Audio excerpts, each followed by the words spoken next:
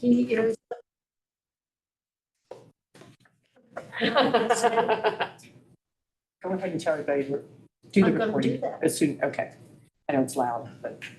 So you just noticed that it says after calling the meeting to order, so she got ahead of me.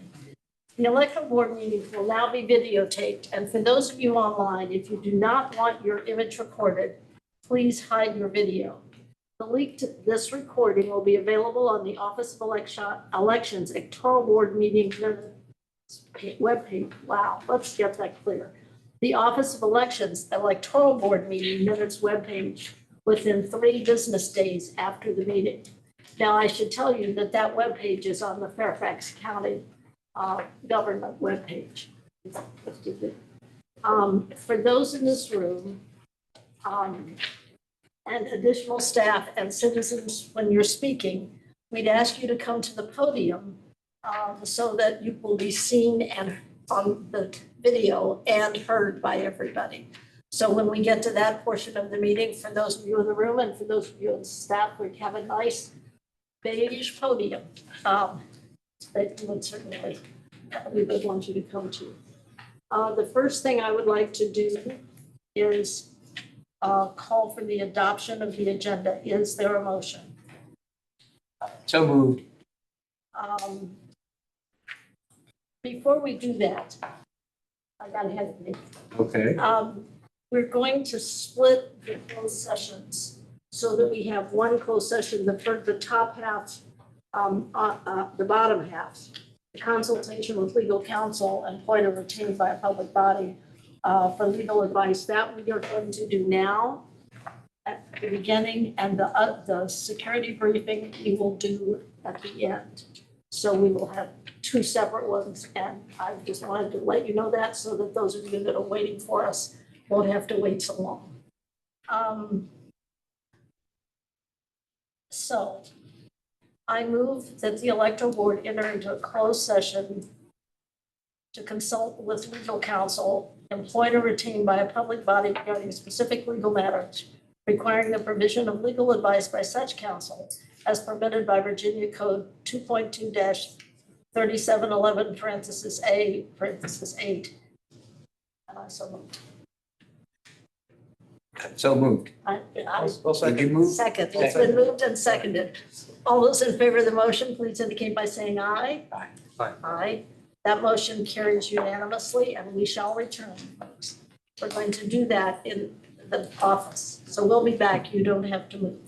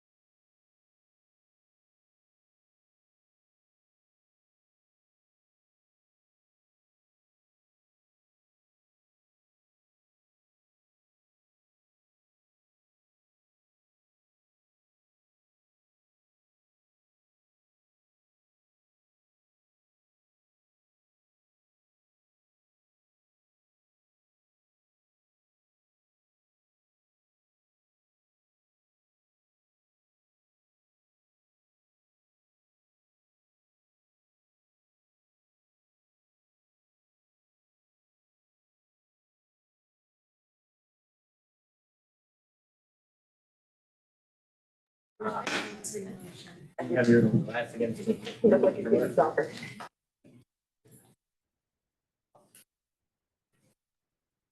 It's really. In accordance with Virginia, we're back. So everything's turned on again. In accordance with Virginia Code 2.2-3712, I'm asking the Secretary of the Electoral Board to conduct a roll call vote to certify that to the best of each member's knowledge, that one, only public business matters lawfully exempted from open meeting requirements of the Freedom of Information Act were conducted in the closed meeting, and two, only such public business was identified in the motion for the closed meeting by which the closed meeting was convened, was heard, discussed, or considered in the closed meeting of the Electoral Board.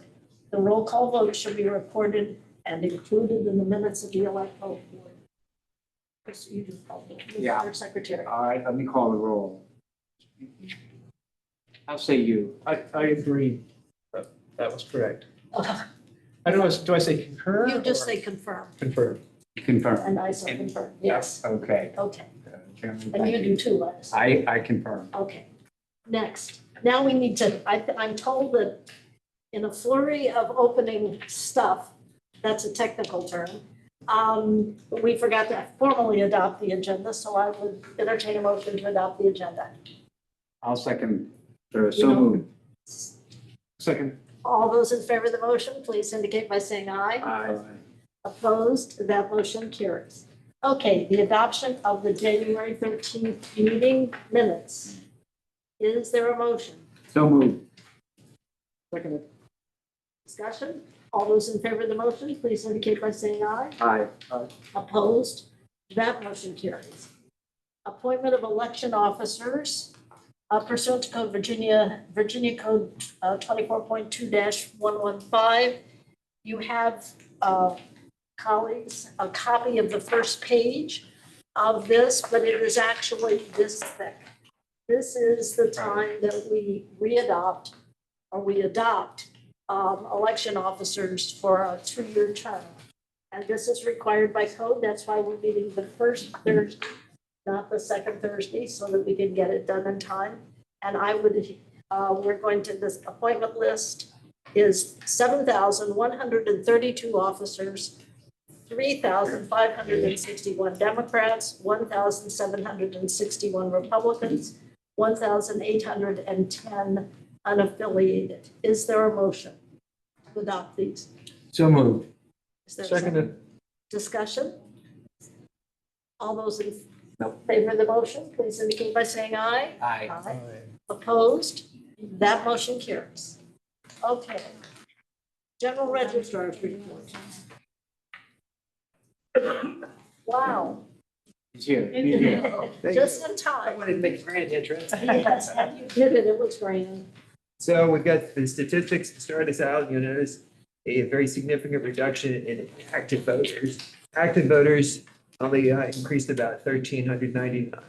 Inactive voters, a reduction of 29,789. The reason for that is 1 week ago today, the state removed 29,390 inactive voters because they had not voted in 2 federal elections. That is a typical process. That's a huge number, by the way. Yes. I've never seen a removal quite that big. Okay. Nothing else extraordinary. The first page, Where was the 27? It's in 22,000 recorded in the notes. page 3 at the bottom where it says recent cancellations. Actually skipping ahead to that to page 3, I'll go back to the stats, but that entire page just gives you a little background, as I have before, about confirmation. The confirmation process, the state is required to send out confirmation mailings to voters every year, at least once per year. That's based on change of address when we get undeliverable mail. What they did last year and elect is doing this year is to send 2 mailings instead of just 1. That mailing is expected to go tomorrow to Fairfax County voters.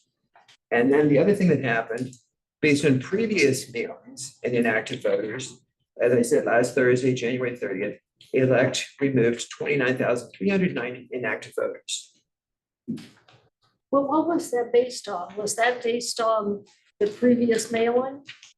And that was based on they had been on the inactive list for Oh, the two federal inactive elections. list after the election was based on who voted, right, got it. So in short, what I'm trying to say on this page is you become inactive if you don't respond to the confirmation. If you respond to the confirmation, then you would not become inactive. Then what can happen if you vote, you're taken off the inactive list to become active. If you do nothing, that's what happened with these 29,390 individuals. They did nothing, so now they're finally off. And the they list. hadn't voted in 2 federal elections, not just one. What is the difference in voting process when you appear at a poll and you're an inactive voter versus an active voter? You have to confirm your eligibility. Okay, back to the front page. Okay, back to the front page. We go down to, so that was the registered voters. The active voters, we had some reductions. You see, we had 625 individuals deceased in January. 304 moved out of the state. We have 26 we'll refer to later in the report that were declared non-citizens by elect. And you see the other categories, 1,350 transferred to another jurisdiction in Virginia. So they're still in Virginia, but just somewhere else. Then you go to the next page. So we've already covered the additions and the subtractions. And then we have, and then more information. This is the additions, some more detail. Then we go into the transactions. We do about 300,000, Bushra and her team process about 300,000 transactions per year. And you can see most of them are from DMV. It's change of address, updating their name, just things like that. So that's all the stats. Any questions about the stats? One of the things that we got, understand that we got a lot of information from was our response, the response of the sample ballot that came back. Right. We send out, the yellow sample ballot, and when that comes back with an address on it of where to go, we can either notify them to ask them to tell us if they want to be off the list or an address change, and they've been like, I guess they just finished all that in January. That's amazing. And that's something that we're not required to do, but we're trying to do everything we can to keep a clean voter list. And unfortunately, when voters leave the state, there's no way. Sometimes people say, why is my son still on the list? Why is this person still on the list? Because we have no mechanism to remove somebody unless they do it themselves or unless they go through the inactive process. If they don't respond to mail, they're sent a In other confirmation. words, just throwing it in the trash can doesn't get it. I had a friend once who said, you've sent me, my daughter moved years ago and you keep sending me stuff. And I said, did you tell us? And he said, well, no. And I said, well, then how would we know? Because we have to hear, if they hadn't voted, ultimately they would be off. But yeah. So as Kate mentioned, we send out 750,000 sample ballots. So it occurred to us, why not? We get many of those. I think 20,000 of those were returned undeliverable. Let's do something with those. And so that's proved very effective. Yeah. This takes us all the way to page 4. Legislation. We've been following legislation on a regular basis. Our new communications division chief, John Stewart's following that. I'll just tell you what happens. Of course, they're either passed by the Senate, the House, at the state, or they're not. And it goes through the whole process. We work with county staff. One that's very noteworthy, it's passed both the state Senate and House. We have in the past, our books have been closed for 21 days before the election. This would reduce that to 10 days. And again, that's passed both the House and the Senate. It would also reduce the same-day registration period. Instead of being 21 days, the books would be open those additional 11 days. So the books would not close until 10 days before the election, which will cause a very heavy workload for Fairfax County because we get a lot of voter registration applications during that time period. Many jurisdictions in Virginia, the smaller jurisdictions, may have supported this because they wanted less same-day registration. But the other side of it is we're going to have a lot more voter registration to process.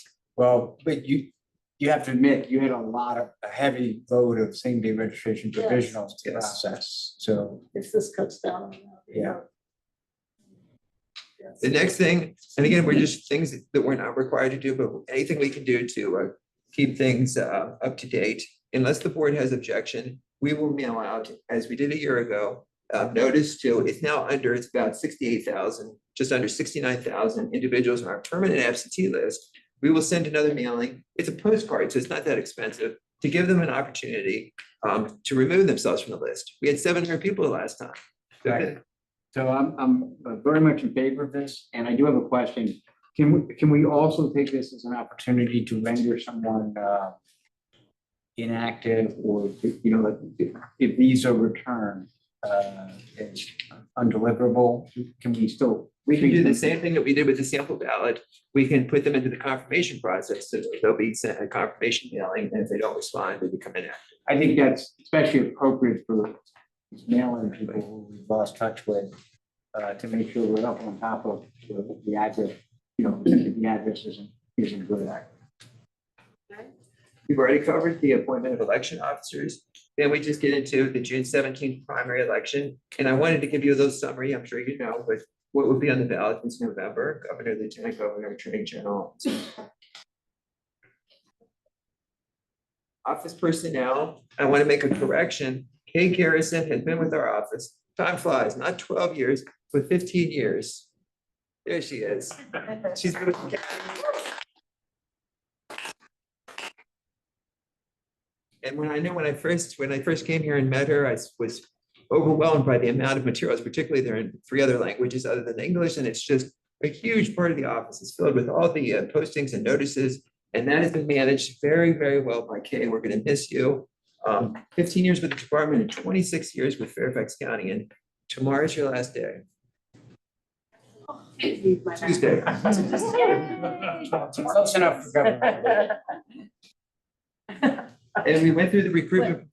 Before we go on, Kay, let me express, I think on all of our behalfs, our appreciation for all the work you do. And it is mind-boggling how she can find all the various things that need to go in all the kits and need to go out, and then have a lot of people look for them on election day and hope they find them in the kits. So thank you, Kay. Thank you. Yes, I would echo that. Thank you. She's done so much more than her job. She just has taken care of people in the office and been an incredible coworker, gotten me through the last 7 years. And we did the recruitment process and interviewed 14 individuals. It's not easy to find a replacement for somebody like this. And we do have a person who's going to start February in a couple of weeks. And we're also finding somebody for our voting equipment assistant position. Next section is about FOIA requests. Just a little summary about that. Not too many coming in. And the final section, referrals to the Commonwealth Attorney. We're continuing to do that each month. There were 26 individuals who were removed from the voter list in January by elect. 7 of those were by mistake. These are individuals that a couple years ago had been identified as non-citizens incorrectly, and they were removed. Tell me if am I saying this right? You'd have to. Okay. So they were removed, and now they're on this list. So they should not have been canceled. So we corrected that. There was 1 individual who re-registered. So as a result, we referred 18 individuals to the Commonwealth's attorney and attorney general. We've been making the referrals each month, haven't heard anything back, but that's all that we can do is to make the referrals, give it to the appropriate authorities. And that's it for my report. And we have provided you with the organizational chart and, as requested last month, the list of policies and procedures. And we began working on the 2 other projects that the Electoral Board has. Are there questions for the registrar? Thank you for the list of policies and procedures. I imagine that took a team effort to get it together. In the general number 4, U.S. Postal Service.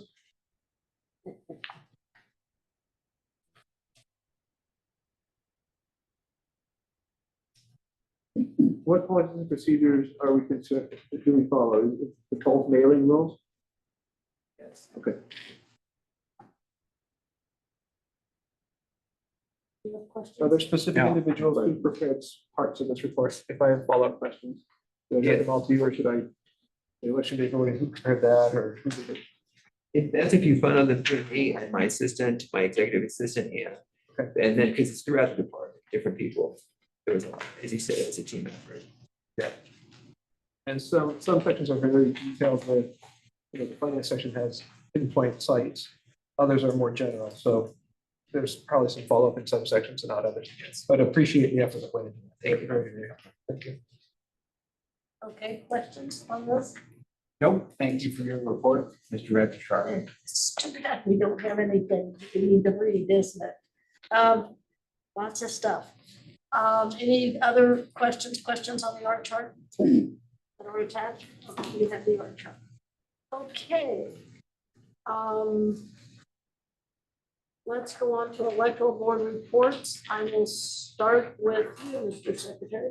I have nothing. I got nothing. Mr. Vice Chairman. Do we want to visit the issue of languages here? Well, we can visit it here, or we can visit it next, we can do whatever you want.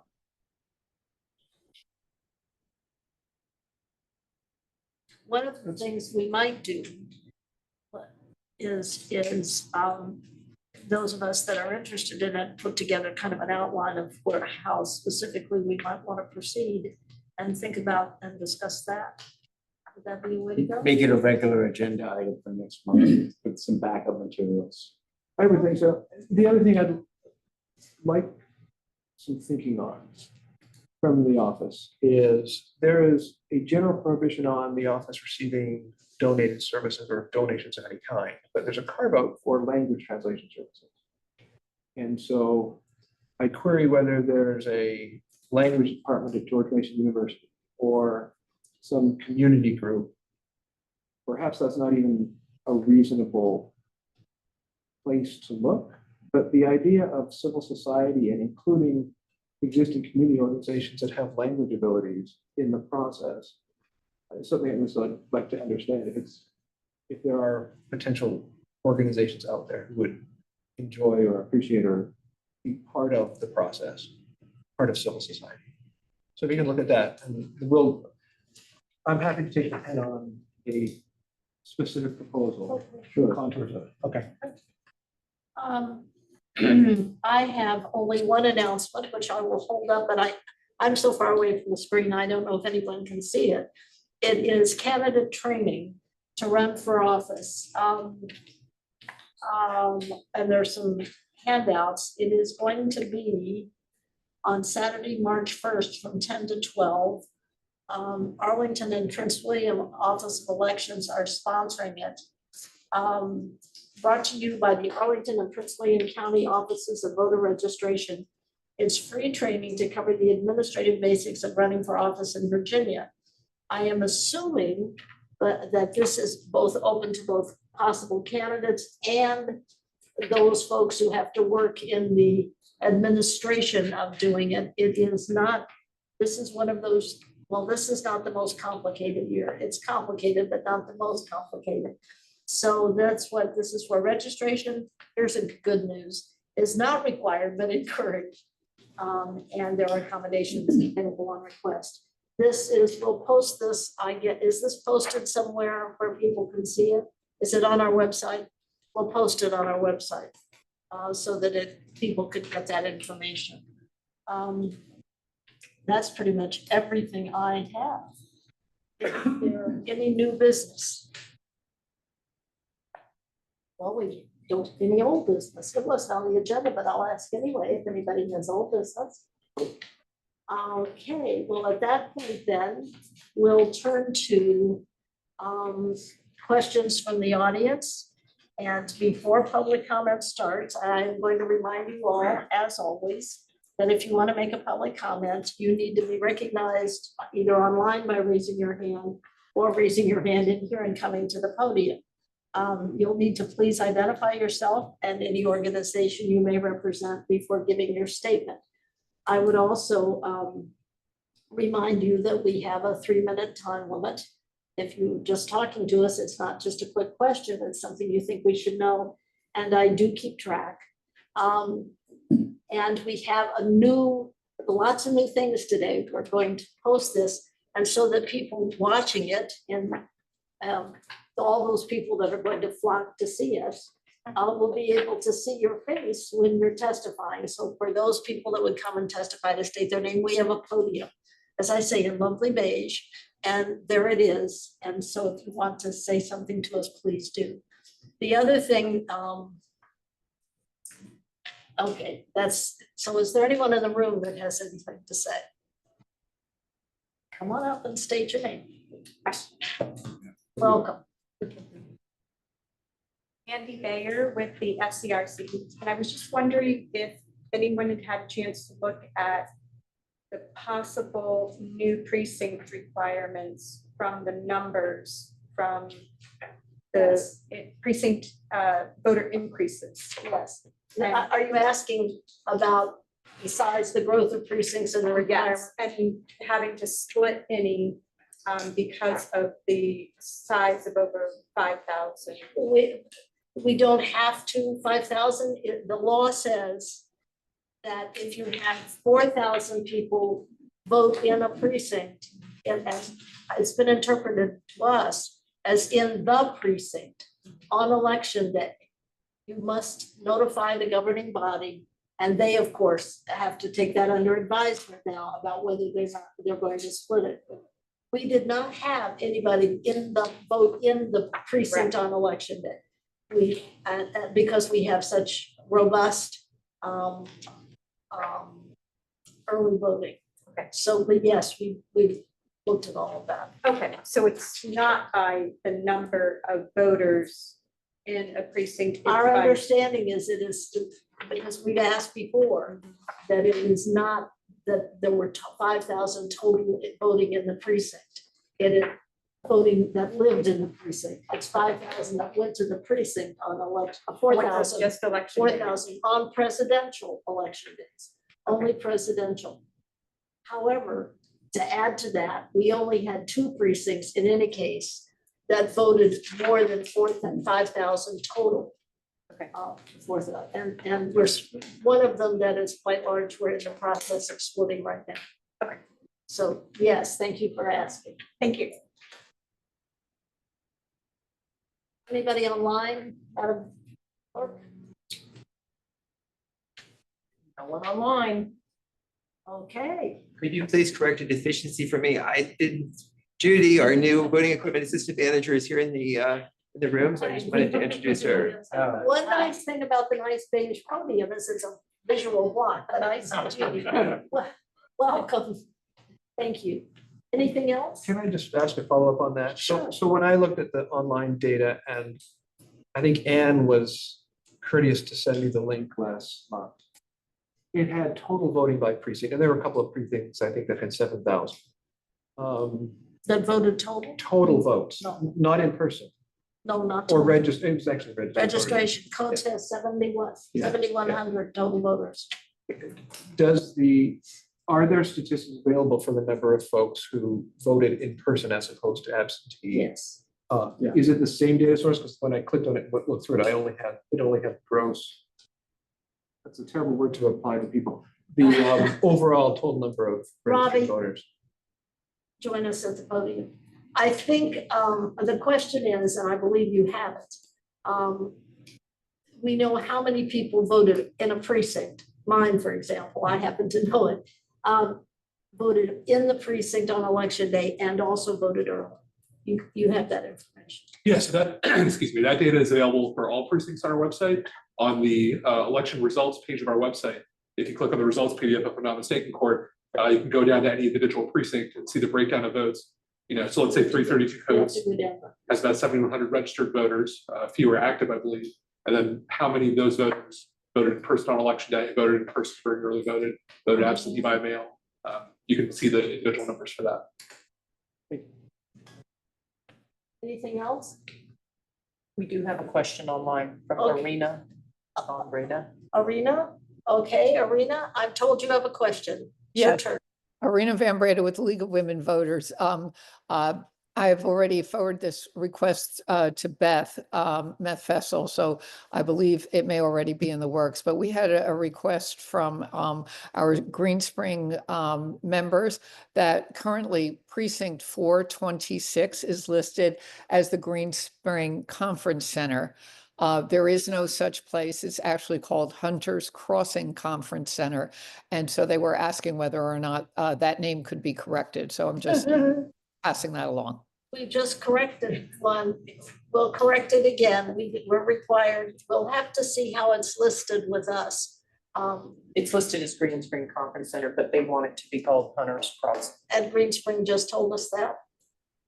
I think they meant that Rover mentioned it And now we have a formal request. Okay, so we now know that it's changed again, and we have to do that before the Board of Supervisors, so it will, It'll go if in we the have next other package. changes, it'll come if we do, because it's the Board of Supervisors that has to split precincts and name them all and address them all, and all those things have to be set in ordinance for us. So, yeah, We'll get thank it you, in the we've next- got it. Thank you. I mean, Thank you. anything else?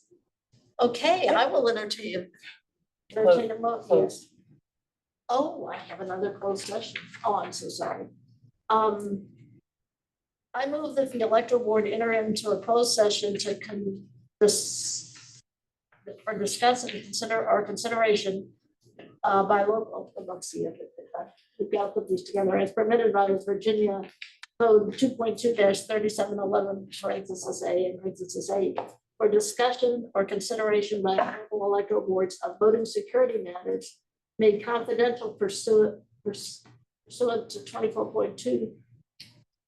24.2-625.1 as permitted by Virginia Code 2.2-3711, parenthesis A, parenthesis 34. And I so move. I'll second. Thank you. Discussion? All those in favor, please indicate by saying aye. Aye. Opposed? That motion carries. So we will go into closed session. I do not, this is our required by law, our annual review of the security plan. So for people listening, you're welcome to stay online or welcome for us to come back. But I don't anticipate that we will be taking any action. It's for our review. And to some extent, it's Fight Club, and you know, you don't talk about Fight Club. Okay. We're in. Our last closed session, so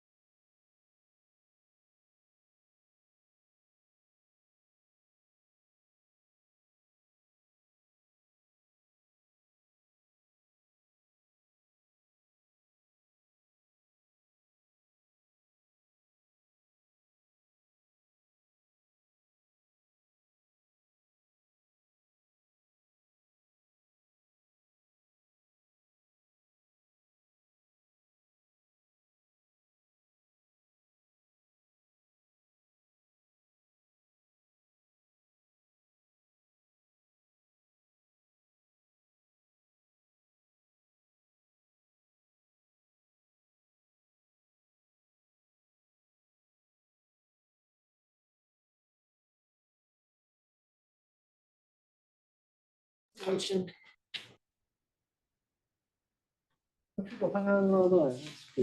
You like me to unmute us, Beth? Oh, I thought I did. Okay, we're good. We're back in session. And we'll do it again. We're back in open session.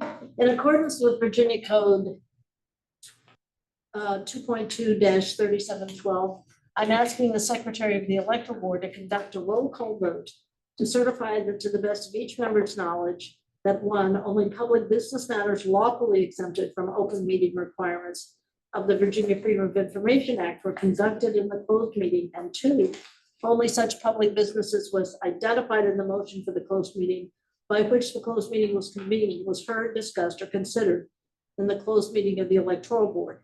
The roll call vote shall be recorded and included in the minutes of the Electoral Board. Mr. Secretary. Thank you. Mr. Pinckney, confirmed. Ms. Hanley, Confirmed. confirmed. Is there any other business to come before us? I'll entertain a motion to adjourn. I so move. Second. All those in favor? Aye. Aye. We're adjourned. Thank you all. All right.